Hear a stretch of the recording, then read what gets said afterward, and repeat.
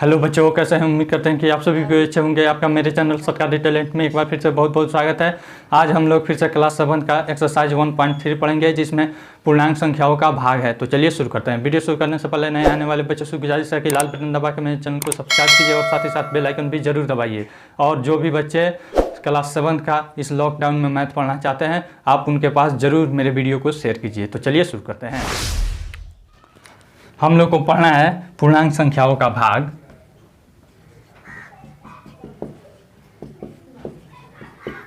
पूर्णांकों का भाग।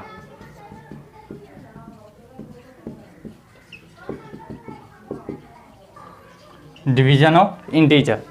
इसमें इसको पढ़ने से पहले हम पहले जानेंगे, जैसे पढ़े थे उसमें इसके पिछले क्लास में, गुणा और भाग का चिन्ह का नियम। उसी तरह से सेम चीज इसमें भी होता है। ठीक है, जैसे हम लिख देते हैं यहाँ पे भाग के चिन्ह का नियम। भाग के चिन्ह का नियम। इसमें भी जैसे गुणा में चिन्ह बदलता था उस तरह से इसमें भी बदलता है।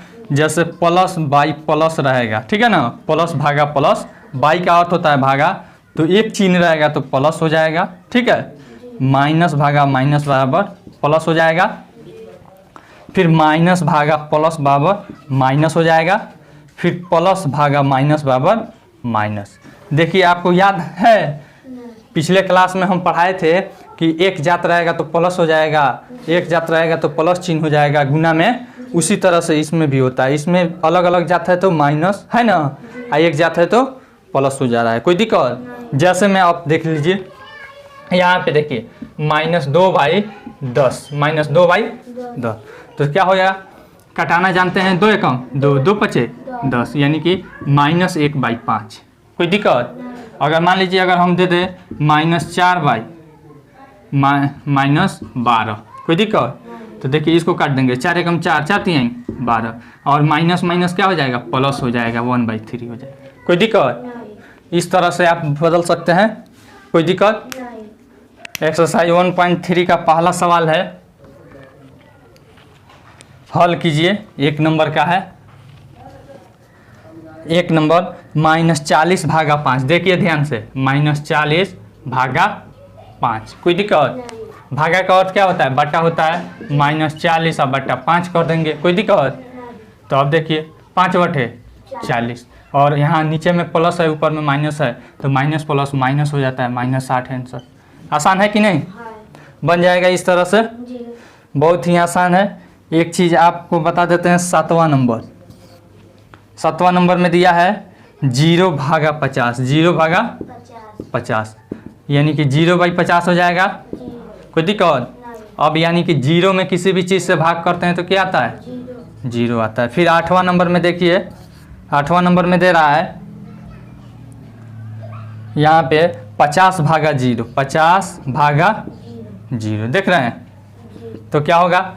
यानी कि 50, अब यह भागा यहाँ पे है तो यानी बट्टा 0, यानी कि 0 से किसी भी चीज़ में भाग नहीं लगता है। ठीक है ना? यह हो जाएगा अनडिफाइंड। क्या हो जाएगा? अनडिफाइंड, अपरिभाषित। अपरिभाषित, ठीक है, इसका कोई वैल्यू नहीं होगा। इसको याद रखिएगा, किसी भी चीज़ में 0 से भाग नहीं लगता है। 0 से भाग नहीं लगता है। और सारा आप इसमें बना सकते हैं, ज़्यादा कुछ नहीं है, बन जाएगा। ऐसे भी नहीं आता है तो देख लीजिए, एक और तरीका बता देते हैं। जैसे 6 नंबर में देखिए, 6 नंबर में है -128, -128 भागा -16। यही ना है? देख रहे हैं, -128। अब भागा है, ध्यान से देखिएगा, भागा है, इसके नीचे कुछ नहीं है तो क्या छुपा है? 1/1 छुपा है। अब इसको गुना में पलटते हैं तो 1/-16 हो जाएगा। कोई दिक्कत? अब तो बटा का गुना कटाने आता होगा, तो देखिए 4 चुका 16, फिर यहाँ पे कट जाएगा 4 3 12 और 4 दूनी 8, और यह माइनस से माइनस कट जाएगा, या माइनस माइनस प्लस हो जाएगा। कोई दिक्कत? फिर 4 से भी कट जाएगा, 32/4, ठीक है, 4/32, यानी 8 आंसर। आसान है कि नहीं? मिटा दे इसे। अगला सवाल दूसरा नंबर सवाल में देखते हैं क्या दिया है। कह रहा है निम्नलिखित गुणा की प्रक्रिया को भाग की दो प्रक्रिया में बदलिए। एक नंबर दिया है हमको 5 गुना 8 बराबर 40, 5 गुना 8 बराबर 40, ठीक है ना। देखिए ध्यान से, कह रहा है यह गुना है, ठीक है, यह गुना है, इसको दो भाग के प्रक्रिया में बदलना है।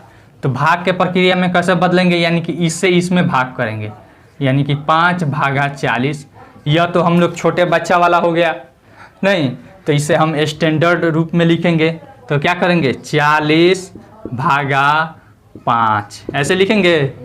तब बराबर जो यह रहेगा 8, यह एक रूप हो गया। क्या हो गया, एक रूप। फिर एक और रूप बदलेंगे, फिर लिखेंगे 40 भागा, एक बार 5 से भाग दिए हैं, अब कितना से भाग करेंगे, 8 से, तब कितना आएगा भागफल, 5 आएगा। बस इसी तरह से दो रूप में बदलना है, बदला जाएगा।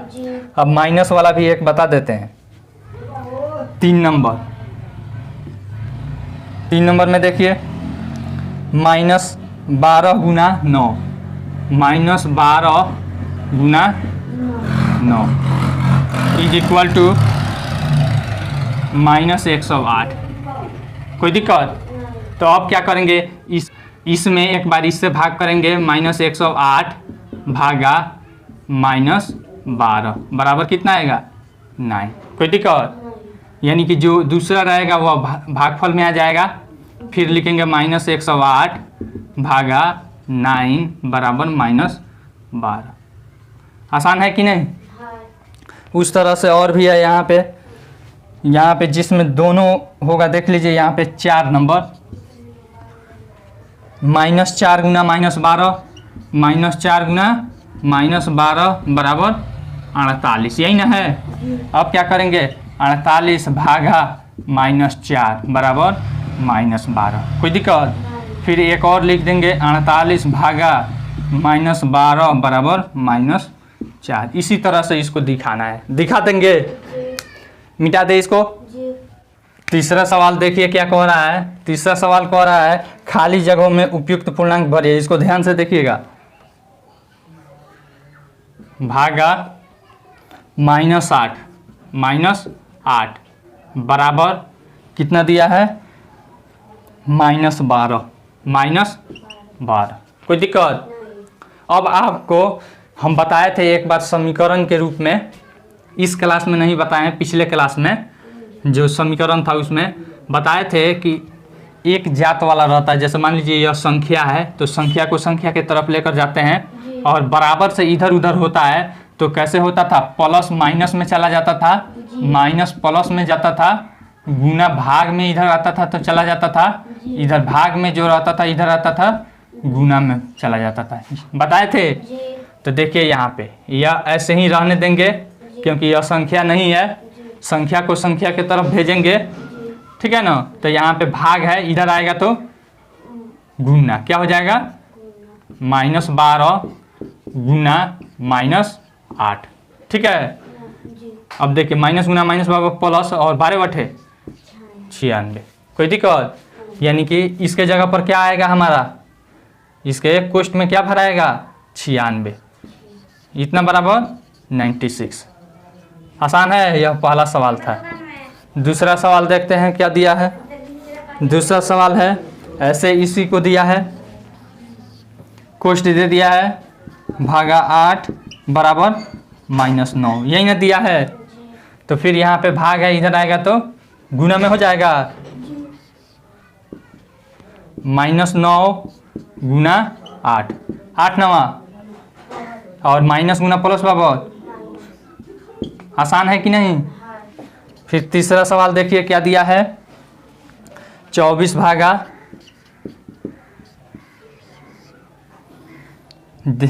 कोष्ठ बराबर -4। कोई दिक्कत? अब देखिए, अब यह भागा के बाद है, क्या है, यह भागा के बाद है। तो इसको देखिए क्या करेंगे, यहाँ पे या का चिन्ह दे दीजिएगा, आसान रहेगी। चलिए यहाँ पे 24 भागा का अर्थ बट्टा होता है ना, बराबर -4। अब इसको इधर ला लीजिए और इसको इधर ला लीजिए, कोई दिक्कत? या फिर बारी बारी से कीजिए, 24 बराबर, यह देखिए भाग में इधर आएगा तो गुना में हो जाएगा, -4 और गुना कोष्ठ हो जाएगा। फिर देखिए यहाँ पे, अब देखिए अब यह इधर संख्या है, यह संख्या है और यह कोष्ठ है, तो संख्या को संख्या की तरफ लाएंगे, यहाँ पे गुना है इधर आएगा तो भाग में हो जाएगा, 24 भागा -4 हो जाएगा बराबर कोष्ठ। आसान है कि नहीं? 4 छक यानी कि कोष्ठ बराबर, और नीचे में माइनस है तो प्लस माइनस माइनस होता है -6, यानी कि कोष्ठ बराबर क्या भराएगा, -6। क्या भराएगा? -6। इधर वाला मिटा देते हैं इसको। चौथा सवाल हम देखते हैं क्या दिया है, -80 भागा कोष्ठ इज इक्वल टू 10, यही ना दिया है, यानी कि -80 में किस चीज़ से भाग करें कि 10 प्राप्त हो। तो देखिए या का चिन्ह दे दीजिए, फिर ऐसे ही हम क्रिया करेंगे, इसको इधर गुना में की तरफ भेज देंगे, -80 बराबर 10 गुना कोष्ठ हो जाएगा। कोई दिक्कत?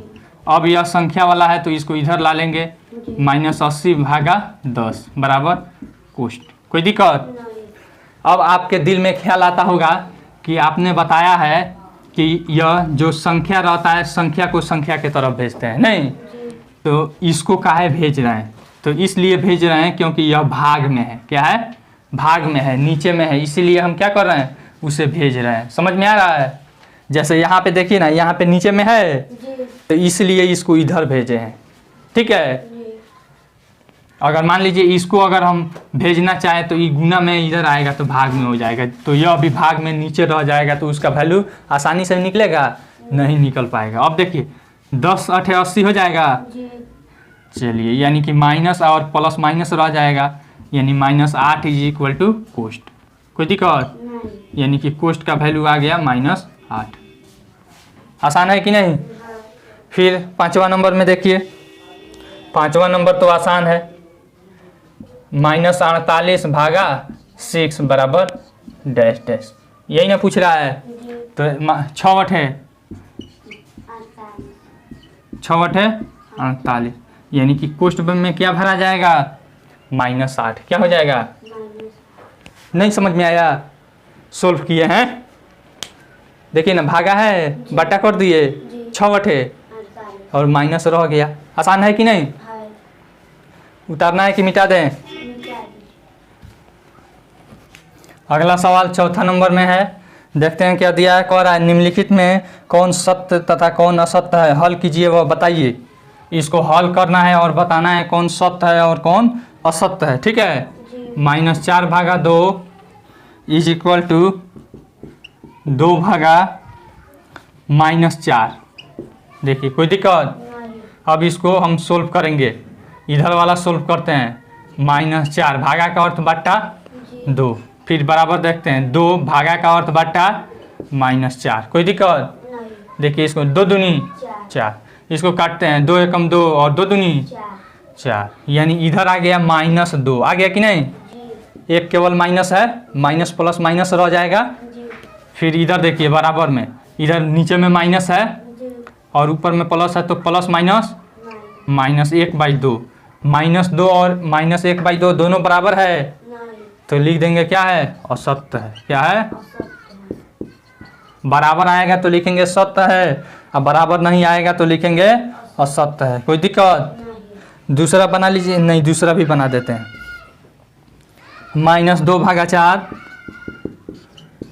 छोटा क्वेश्चन में बंद कर दिया है, भागा 6 इज इक्वल टू -2 भागा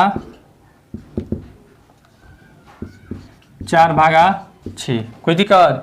सबसे पहले छोटा कोष्ठ का क्रिया करेंगे, -2 बट्टा 4 और भागा 6 बराबर -2 भागा छोटा कोष्ठ का क्रिया 4/6। कोई दिक्कत? इसको काटेंगे, 2 एकम 2, 2 दूनी 4, इसको 2 दूनी 4, 2 तिहाई 6। देखिए यहाँ पे -1/2 हो गया, भागा यहाँ पे 6 है। ठीक है ना? 6 के नीचे कुछ नहीं है तो 1 है। फिर यहाँ पे देखिए -2 भागा यहाँ पे 2/3, यही ना है? यहाँ पे ऊपर 2 और नीचे में 3 बचा नहीं दिखाई दे रहा है? दिखाई दे रहा -1/2, यहाँ भागा है, गुना में पलट दीजिए 1/6। फिर यहाँ पे देखिए -2 भागा है तो गुना में पलट दीजिए 3/2, 2 से 2 कट जाएगा। जी अब देखिए यहाँ पे ऊपर ऊपर गुना हो जाएगा, जी यानी हो जाएगा -1 गुना 1 बराबर 1, नहीं जी -1/6 दूनी 12। फिर यहाँ पे देखिए माइनस, यहाँ पे 1 है, 2 से 2 1 मर्द में कटा है तो 1 गुना 3 बराबर 3 और माइनस गुना प्लस बराबर माइनस, -3/1। कोई दिक्कत? नहीं देखिए -1/12 -3/1 दोनों बराबर है, जी नहीं बराबर है नहीं तो लिख देंगे असत्य है। क्या है? असत्य है। आसान है कि नहीं? हाँ फिर अगला सवाल देखते हैं। इसमें तीसरा सवाल दिया है -25 भागा 0 बराबर 0 दिया है, देख रहे हैं? जी तो अब देखिए -25 भागा का अर्थ बट्टा हो जाएगा 0 बराबर 0। तो देखिए तो किसी भी चीज़ में 0 से भाग करते हैं तो क्या हो जाता है? अनडिफाइंड, अपरिभाषित, ठीक है ना? जी तो दोनों बराबर है? नहीं नहीं, यह भी क्या हो जाएगा? असत्य। असत्य। चौथा सवाल देखते हैं क्या दिया है। 0/5, 0/5 बराबर 0। तो 0/5 बराबर 0। 0 में किसी भी चीज़ से भाग करते हैं तो 0 आता है, जी यह सत्य है। दोनों तरफ बराबर है, जी सत्य है। कोई दिक्कत? नहीं इधर वाला मिटा दें। जी 5वां नंबर सवाल में देखिए क्या दिया है। -125 भागा 1, -125 भागा 1 इज इक्वल टू -125। कोई दिक्कत? नहीं अब देखिए -125 भागा का अर्थ बट्टा हो गया 1 बराबर -125। कोई दिक्कत? नीचे में 1 रहता है तो क्या होता है? छुप जाता है। जी तो यानी हो जाएगा -125 बराबर -125। दोनों तरफ बराबर है जी तो क्या है? अतः सत्य है। कोई दिक्कत? नहीं 6ठा नंबर सवाल देखिए। -45 भागा -45 बराबर कितना दिया है? 1 दिया है। देखिएगा ध्यान से, -45 भागा का अर्थ बटा होता है जी -45 बराबर 1। देखिए तो 45 से कम 45 दोनों एक एक मर्द में कट जाएगा। जी अब माइनस माइनस क्या हो जाता है? प्लस, यानी कि 1/1 बराबर 1, यानी नीचे में 1 रहता है तो उसे छोड़ देते हैं, 1 बराबर 1 दोनों बराबर आ गया जी तो लिख देंगे कि सत्य है। कोई दिक्कत? नहीं मिटा दे अभी से। जी 5वां नंबर सवाल देखिए क्या कह रहा है। दोपहर 12 बजे तापमान 0 से 10 डिग्री सेल्सियस ऊपर था। यदि वह आधी रात तक 2 डिग्री सेल्सियस प्रति घंटे की दर से कम होता है तो किस समय तापमान 0 से 8 डिग्री सेल्सियस नीचे होगा। तो उसके बाद कह रहा है रात के 12 बजे तापमान क्या होगा। अब समझिए, यहाँ पे ऐसे बताए थे, ठीक है ना, निर्देशांक की ज्यामिति में होता है, इसको कहते हैं जीरो। क्या कहते हैं? जीरो। आप लोग को संख्या रेखा बताए हैं 6ठा क्लास में, पूर्णांक संख्या का संख्या रेखा। तो यहाँ पे जीरो रहता है, इधर दाहिनी तरफ जाने पर प्लस में नहीं, इधर प्लस में बढ़ता है, इधर बढ़ने पर बाईं तरफ घटता है। क्या होता है? घटता है। उसी तरह से ऊपर जाने पर क्या होता है? बढ़ता है। ऊपर जाने पर बढ़ता है, ठीक है। और नीचे आने पर क्या होता है? घटता है, ठीक है ना। तो वही चीज यहाँ पे कह रहा है, इसे निर्देशांक की ज्यामिति भी कहते हैं। तो यहाँ पे कह रहा है कि यहाँ पे 12 बजे, अभी मान लीजिए दिन के दोपहर 12 बजे तापमान कितना है? 10 डिग्री, 0 से 10 डिग्री ऊपर है। क्या है? 0 से 10 डिग्री ऊपर है, यानी कि प्लस में है, ठीक है। लिखेंगे दिन के 12 बजे तापमान 0 से 10 डिग्री सेल्सियस ऊपर है, यानी कि प्लस 10 डिग्री सेल्सियस है। कोई दिक्कत? फिर उसके बाद अगला बात क्या कह रहा है। अब कह रहा है कि 1 घंटा में कितना कम हो रहा है? 2 डिग्री सेल्सियस। कितना कम हो रहा है? 2 डिग्री सेल्सियस। यहाँ पे प्रति घंटा कमी बराबर कम हो रहा है तो यानी माइनस में रहेगा ना, -2 डिग्री सेल्सियस। फिर उसके बाद कह रहा है कि 12 बजे, रात के 12 बजे कितना तापमान होगा, और फिर 0 से 8 डिग्री नीचे, यानी कि 0 से 8 डिग्री नीचे कितना होगा? -8 डिग्री सेल्सियस। नहीं, कितने समय में वह 0 से -8 डिग्री सेल्सियस जाएगा, यही ना पूछ रहा है।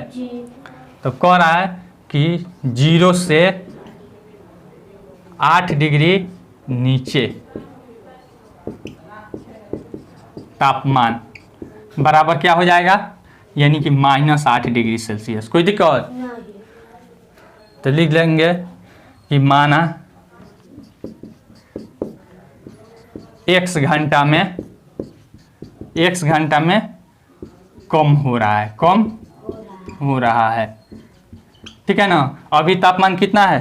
प्रश्न से लिख देंगे, अभी तापमान कितना है? 10 डिग्री सेल्सियस है, +10, फिर प्लस 1 घंटा में कितना कम हो रहा है? -2, और गुना कितना घंटा कम हो रहा है? x घंटा, तो कितना पहुंच जा रहा है? -8। कितना हो जा रहा है? -8। अब इसको हमें सोल्व कर देना है, x का वैल्यू निकाल लेना है। तो देखिए हम निकालते हैं, 10 प्लस माइनस माइनस 2 गुना x बराबर 2x। कोई दिक्कत? बराबर -8। कोई दिक्कत? अब संख्या को संख्या के तरफ भेजेंगे, यह संख्या है, संख्या के तरफ भेजते हैं। -2x बराबर -8, और देखिए यह प्लस में है, बराबर के इधर आएगा तो -10। -2x बराबर माइनस माइनस कौन सा क्रिया होगा? प्लस का जोड़ घटाव है, यानी जुटेगा, तो 8 10 18 हो जाएगा, और चिन्ह क्या रह जाएगा? माइनस। कोई दिक्कत? फिर देखिए अब 2 और x के बीच में गुना है ना, -2 और x के बीच में, इधर आएगा तो गुना बराबर के इधर आता है तो क्या हो जाता है?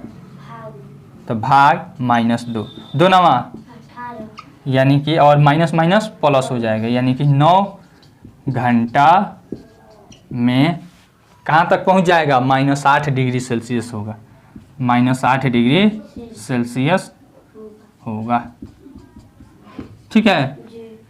फिर इसमें एक और सवाल पूछ रहा है, इसी में सवाल पूछ रहा है कि 12 बजे रात में कितना होगा?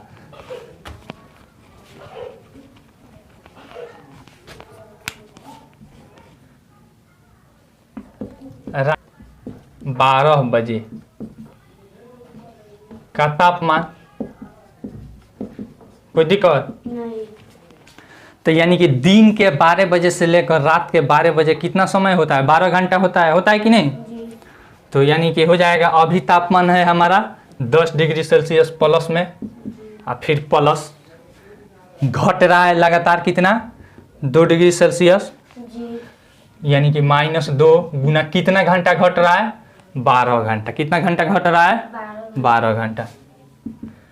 10, अब देखिए प्लस माइनस माइनस हो जाता है, -2 गुना 12, पहले गुना का क्रिया करेंगे, माइनस गुना प्लस बराबर -12 दूनी 24। अब देखिए प्लस और माइनस जोड़ घटाव में कौन सा क्रिया होता है? प्लस माइनस कौन सा क्रिया होता है?